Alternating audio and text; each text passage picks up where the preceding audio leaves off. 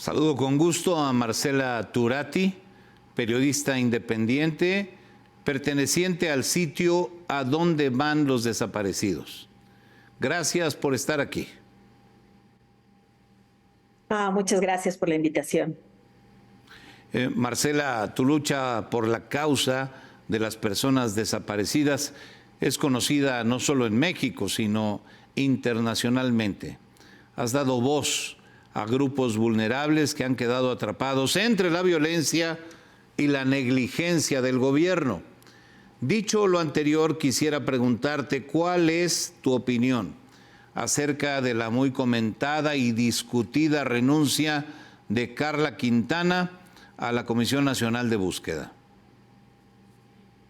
Pues bueno, se nota que hay un momento de crisis ahorita en el gobierno, ¿no? Y de jaloneo también en el tema de desapariciones. Pues la renuncia de la comisionada, aunque había colectivos de víctimas que no estaban de acuerdo con ella o que se sentían que no estaban trabajando, otros que sí, y sabemos pues que hubo un intento fuerte, por lo menos, por identificar cuerpos no identificados y devolverles su identidad y por, no sé, nombrar los campos de exterminio, los sitios de exterminio, ir a búsquedas. Pues vemos que hay este desencuentro que ya, bueno, desde hace mucho tiempo se había generado. Ella tuvo que convivir con una Fiscalía General de la República que no la apoyaba, en la que todo el semestre todo el sexenio estuvieron peleados, que no avanzaban y que se culpaban pues por los retrasos, ¿no? Que no tuvo el respaldo del presidente en este tema desde mucho antes, ¿no? En este tema de que pedirle a la Fiscalía que colaborara, que cooperara con los intentos que hacía la Comisión Nacional. Y ahora, pues con este tema del padrón, ¿no? Actualización o depuración o algunos dicen mutilación del Registro Nacional de Personas Desaparecidas, ¿no?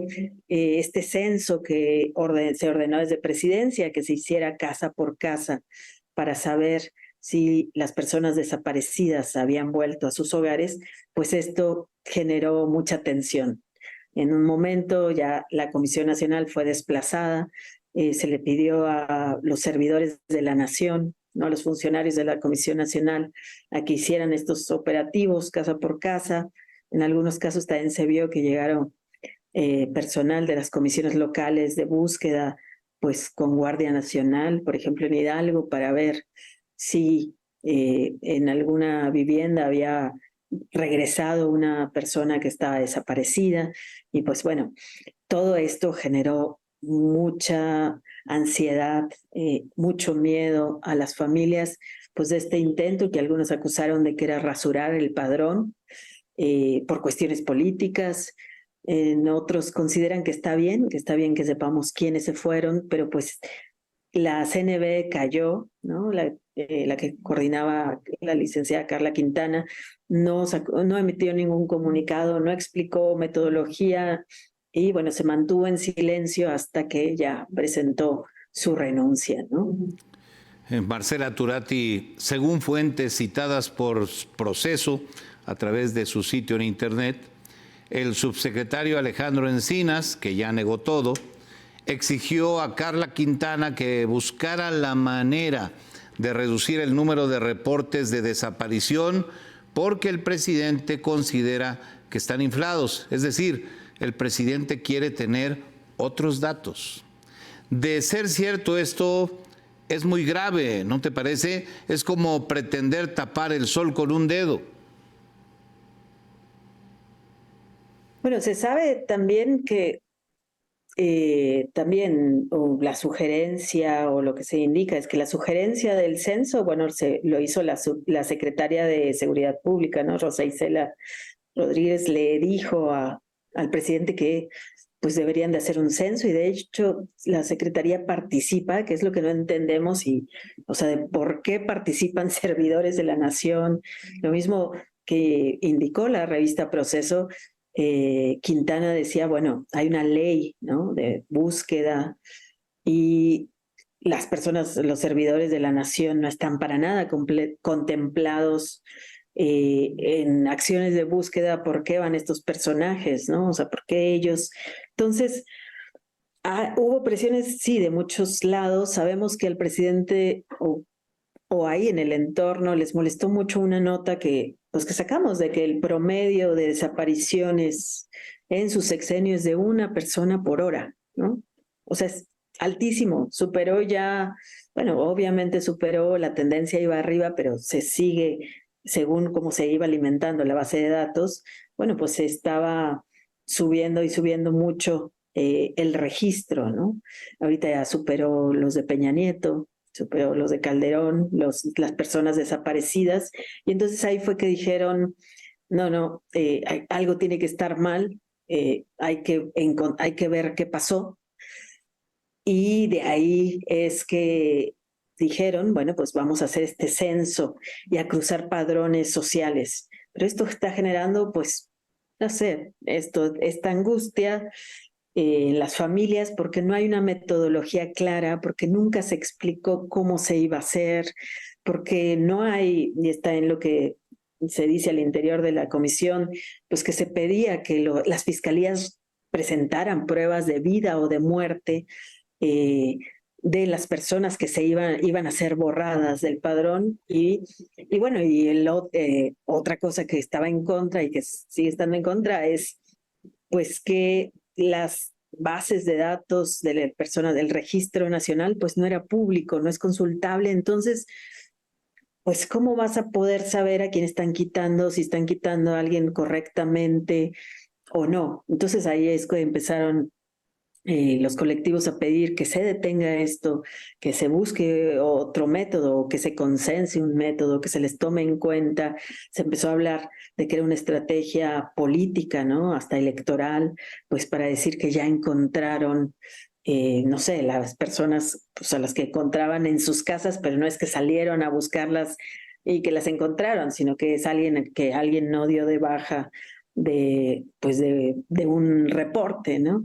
Entonces, bueno, pues sí, todo esto eh, pues llega a este punto en que estalla y estalló, bueno, con esta carta de renuncia, con estas presiones que tuvo y bueno, estas noticias de que se le pidió ya que dejara porque se oponía a ella, aunque ella no ha hablado, y eso es importante decirlo, o sea, todo esto es lo que cuentan personas cercanas, pero ella no ha hablado, este, pero sería bueno escuchar de estas presiones, del miedo que había y también es bien importante, ella, o sea, al final cuando sale, se publica en la página web de la Comisión Nacional de Búsqueda este registro que durante años estuvimos pidiendo académicos, periodistas, especialistas, que se hiciera público para saber quiénes faltan, de dónde y tal, que no se había querido hacer público y bueno, se publica la base de datos, todavía le faltan los datos, ¿no? De las personas que han ido borrando porque aparecieron con vida o muertas, pero, pero bueno, se nota que o se lee como un intento de la comisionada, por lo menos de dejar pruebas de lo que había antes para que al final del sexenio se pueda medio cotejar quiénes faltan, ¿no? Marcela Turati, leí un tuit del senador Emilio Álvarez y Casa en el que, entre otras cosas muy de fondo, dice que el gobierno no solo no busca a los desaparecidos, sino que con esta acción, me refiero al nuevo padrón, pretende desaparecer a los desaparecidos. ¿Coincides con esta apreciación? Pues creo que varios pensamos que hacer un registro está bien, o sea, hacer un censo, buscar la manera de ver quiénes faltan está bien, ¿no? Si está inflado o no, si alguien no quitó el reporte, está bien, pero necesitamos datos, o sea, si se dice que alguien regresó, ¿qué le pasó? Si se escapó de un campamento, si lo tenían en redes de trata. O sea, necesitamos ese tipo de cosas. Si está muerto, ¿dónde está? Porque muchas veces las familias también dicen, no, ya está muerto, no lo busquen, y eso no significa que haya aparecido, ¿no? Entonces, necesitamos algo como muy claro de cuántas personas realmente siguen desaparecidas, cuántas están desapareciendo, pero al mismo tiempo yo sí considero que muchas veces la Fiscalía General de la República y lo que después, y toda el área del FEMDO, ¿no? La Fiscalía de Delincuencia Organizada, yo siempre he sostenido que desaparecen a personas desaparecidas, que son las que encuentran fosas y no se toman la molestia por identificar a nadie, solo las vuelven a enterrar ahora en fosas comunes. Y yo sí creo que hay una gran omisión. Bueno, y todo este sexenio ha habido una gran omisión de la Fiscalía General de la República por no hacer las cosas que le tocaban, que tendrían que haber agilizado, ¿no? Por lo menos bajado o paliado la crisis forense, haciendo las bases de datos que les tocaban de fosas clandestinas, no sé, las bases de datos genéticas, los registros de panteones, no sé, tendrían que haber hecho más que no hicieron. Y bueno, pues hoy vemos que pues esto estalló, ¿no? O sea, es una fragmentación y que ya se vivió todo el sexenio, una pugna entre la Comisión Nacional de Búsqueda y la FGR, y pues un presidente omiso que no, pues, que no sé, que dejó que esto pasara todo este sexenio, estos años que van, ¿no? De gobierno, y pues que esto es tiempo perdido para las búsquedas, para las familias y pues para todos, ¿no? Es este tiempo de no encontrar, de no buscar, de no mejorar, ¿no?